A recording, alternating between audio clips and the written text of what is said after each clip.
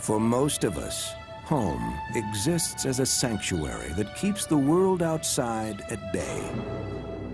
For some, eerie sounds and visions turn their safe havens into prisons of fear.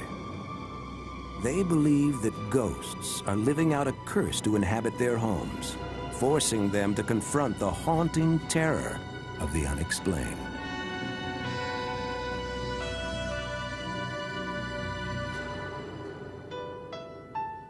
Since the day they married, in 1987, police officer Tom Brown and his wife Linda had dreamed of owning a home. In 1996, the Browns, with their 2 children, moved into a 3-bedroom brick house on Twin Oaks Court in East Peoria, Illinois. Their dream had finally come true. It quickly became a nightmare on the very first night in the house. Tom and Linda were fast asleep when violent noises rose from the basement 1 floor below. It sounded like somebody was going through all of our stuff in the basement. I got up, I thought, can't be.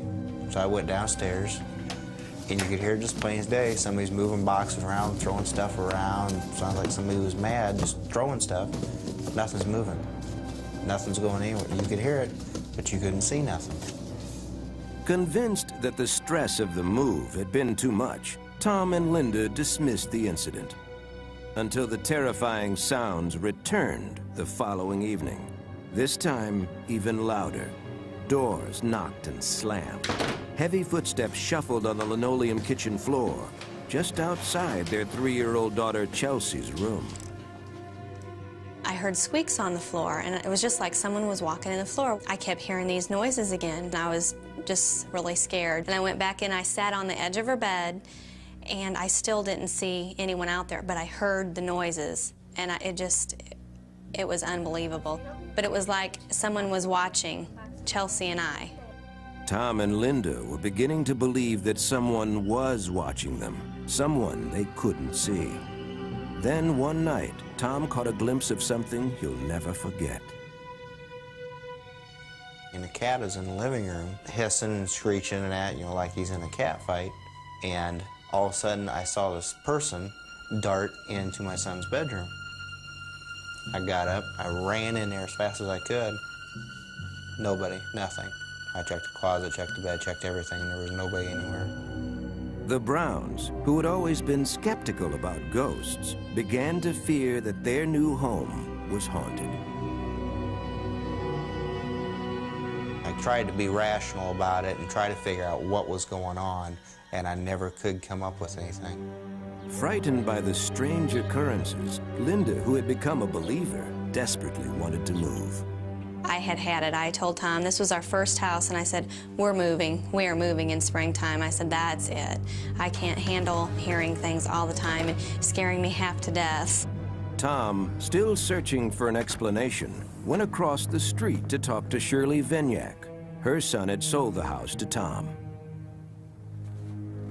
Well, I asked Shirley about noises or ghosts or anything in that, and she had got this dumbfounded look on her face like, I can't believe you said that. And then she said, you hear him too.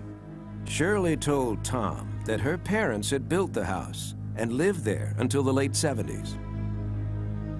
Her father, Stuart Wall, known as a caring and generally happy man, suffered a stroke in 1974 that left him disabled and deeply depressed. The thought of being a burden to his family gnawed away at his will to live. One evening, he walked to the closet of the back bedroom where the Browns' 2-year-old son now slept, pulled the belt from his pants, and hanged himself. Shirley discovered her father barely alive and cut him down.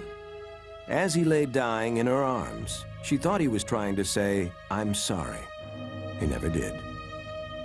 Shirley told Tom she believed the spirit of her father was trapped in their house, wanting to say, I'm sorry. The story finally convinced Tom that he and his family were living with the ghost of Stuart Wall. Tom felt helpless, with nowhere to turn, until he read in the local papers about a man who investigated hauntings.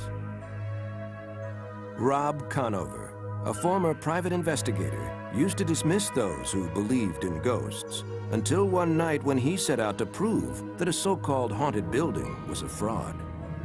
I was very sure there was nothing there, and things started to happen to prove otherwise. And I walked through the door, and as I did, it felt like thousands of little cold icicles blew through me. And it got quiet. And I said, they're gone. And I think it was at that point, I said, there's something to this. And when I came out the next morning, I had a whole different attitude. This experience made Conover a believer, forcing him to change his title from private investigator to paranormal investigator. From then on, he devoted himself entirely to ghost busting. After he spoke with Tom about the supposed ghost of Stuart Wall, Conover reluctantly agreed to investigate. There are a lot of times I have to go tell people, no, you don't have a spirit. This is what's making the noise, whether it be a unruly refrigerator or air circulating through the vents at a certain time, causing a sound that sounds almost human-like footsteps or moaning or screaming or things like that. The Ghostbuster claims, however, that he can tell when a ghost is real. He says he is sensitive to what he calls energies in houses that contain spirits. He searches for supposed cold spots, which he says signal the presence of a ghost. When I walk into an area where there's a spirit, there's a feeling that comes over me that is very hard for me to describe. The closest I can get is to say it's like a cool electrical shock without any pain, from toes to head. After the initial interview with Tom and Linda, I did a walkthrough and definitely picked up feelings. This is the room where it took place, isn't it? Conover sensed the ghost in the same places where the Browns had heard the noises.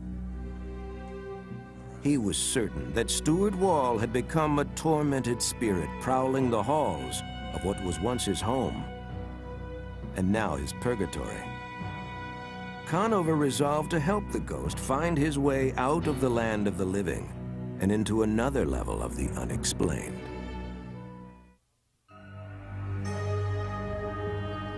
Paranormal investigator Rob Conover arrived at the Browns' house armed with equipment to do battle with the ghost of Stuart Wall. 20 years before, Wall had committed suicide in the back bedroom. Conover believes that his tormented spirit now prowled its halls, and he was confident that he could coax this troubled spirit through the light, his term for moving ghosts from this world to the next. When we pass away, we're all confronted with the light. And for us to stay on this side and not go through the light, the reasons for that are because we're attached to a person, place, or object on this side that we feel we have to protect or be with. Conover and his assistant began to walk through the house looking for Stuart's presence. Tom Brown, the owner of the home, and Shirley Venyak, Stuart's daughter, followed closely behind them. I felt Stuart's presence. These stockings began to go back and forth by themselves. And I said out loud, so Stuart, you have my attention now. Do I go in the house or do I go in the basement? And at that point, there was a loud bang in the basement. So we went down into the basement, and his presence felt big time. They focused a video camera on the room, lit several candles, and turned out the lights. With a Bible in his hand, Rob called out to the spirit, asking it to show himself to Tom and Shirley. Stuart, I know you're down here. I explained to Stuart that God is a merciful God.